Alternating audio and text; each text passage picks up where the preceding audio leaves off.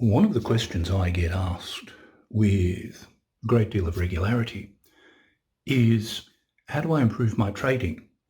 And whilst this seems like a very nebulous question and somewhat ill-defined, it's actually a question I ask myself on a regular basis. Because the aim of a trader should be that they suck a little less today than they did the day before. And when I get asked this question, I tend to respond by asking people, well, what do you think you should do to improve your trading? And I get a range of diverse answers. And I don't want to say that most of them are irrelevant or that they've missed the point. That would be too harsh an interpretation. But what I will say is that the answers I'm given don't reflect a lot of the basic processes of trading. For example, when I ask people how they can improve their trading, I generally get things along the lines of, well, I've heard about trading bots. Maybe I should get someone to program me a trading bot. Or I've heard a lot about artificial intelligence. How do I get involved in that? And it's things like that that I would regard as, to a degree, irrelevant to the basic question. Because the basic question is, how do you improve? And what the answers I get ignore is that in trading there is so much low-hanging fruit. And the low-hanging fruit sits around the notion of process. It sits around those boring things that traders don't like to do, think about, discuss, plan, improve upon. Because when you talk about trading bots and artificial intelligence and the like, or swapping your charting program for one you think that is more complex, that appears to be much sexier. That appears to be much more important. But it is the low-hanging fruit that makes the difference. So if you're asking yourself the question of how do you improve your trading, let me ask you 3 questions and see if you can answer them and see what your answer is to them. The first question is, do you understand context? Whenever I look at people's trading results, the first thing I try and do is trying to decide whether they're trading in the direction of the market or the instrument they're trading. Do they have an understanding of what is the predominant trend? Most people don't. Because when I say to people, are you trading in the direction of the trend? The response I generally get is, yes, I'm trading in the direction of the 15-minute trend. The 15-minute trend is noise. The true determinant of the trend you're operating on sits at a high time frame. It probably sits at the daily time frame.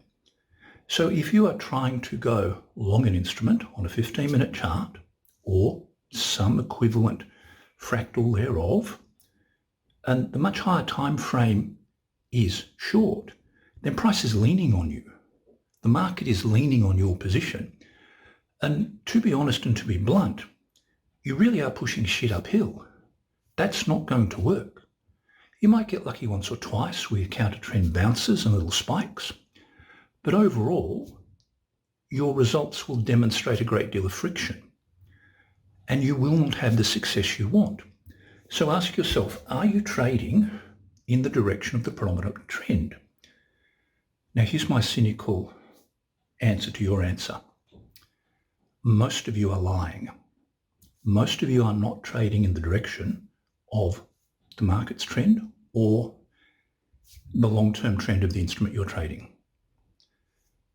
And people feel that if they trade in the direction of the long-term trend, then somehow, through some very odd mangling of logic, they think that their results will suffer. People think that results are to be found in doing the opposite to what the market is doing. No, because only one vote counts, and that's the market's. Yes, you do get a vote. Markets are very democratic. They just don't give a stuff about your vote. It's as simple as that. The second question I would ask is, are you reviewing winning trades? That is, are you finding trades that were very, very successful in the market from the past and looking at them and asking the question, what is the difference between what I am doing and what I'm looking for and what I'm being shown? Because the market is one of the best teachers you will have. It tells you everything you need to know. Markets are wonderfully democratic in that way.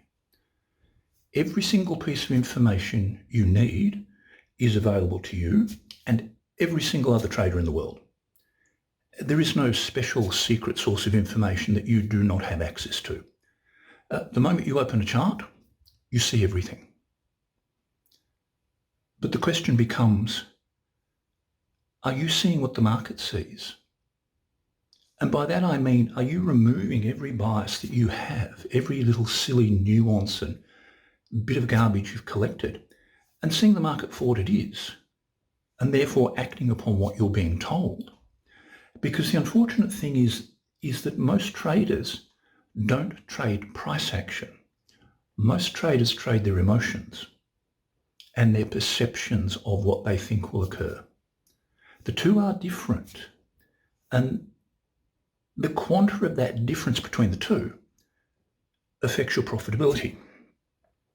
And the third and final question I would ask you is, are you printing out your charts, annotating them, putting them on the wall, putting them in a folder, reviewing them? Because that library that you accumulate will be one of the greatest teaching tools you will come across. But the problem with that is it falls into this category of process. And traders hate process because we think that we should be making things up as we go along. The trading is this dynamic thing where it's all excitement, it's all instantaneous decisions.